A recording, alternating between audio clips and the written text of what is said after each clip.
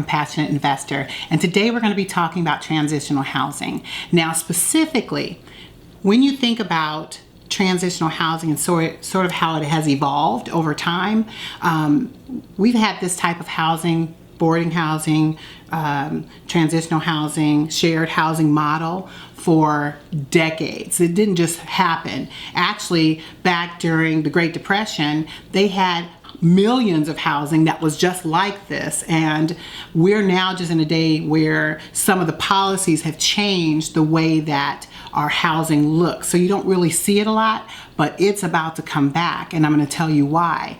It's coming back because we are dealing with more homelessness than we have ever experienced in our lifetime.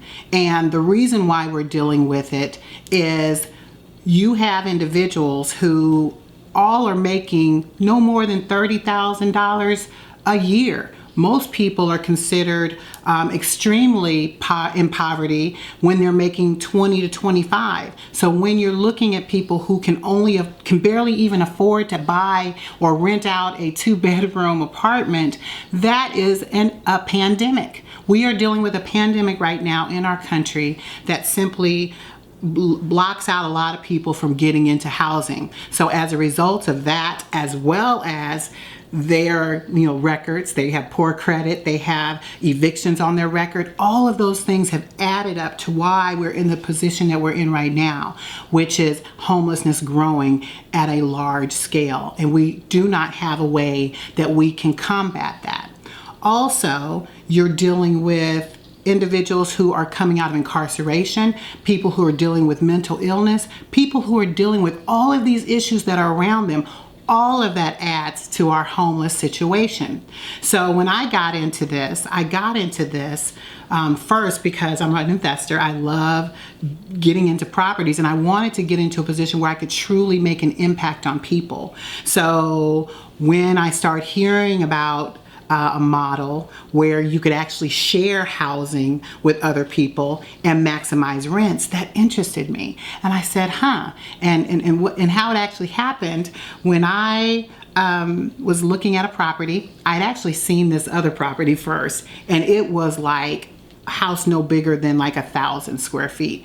But in the 1,000 square feet, they had like 10 people, and I was like, oh my gosh, like that's a lot of people. But she was telling me how much money she was making in that house. I'm like, my gosh.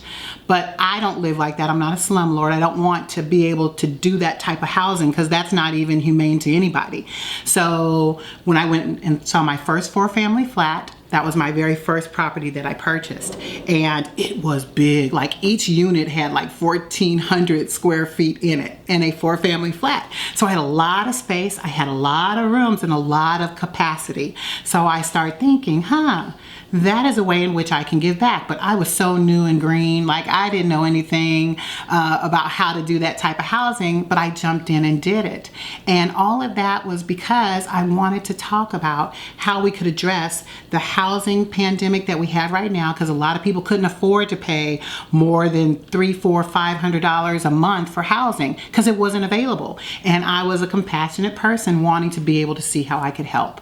So that's how I got into boarding housing at the time. It was just simply boarding housing, which we'll talk about that in a minute so you can understand the differences.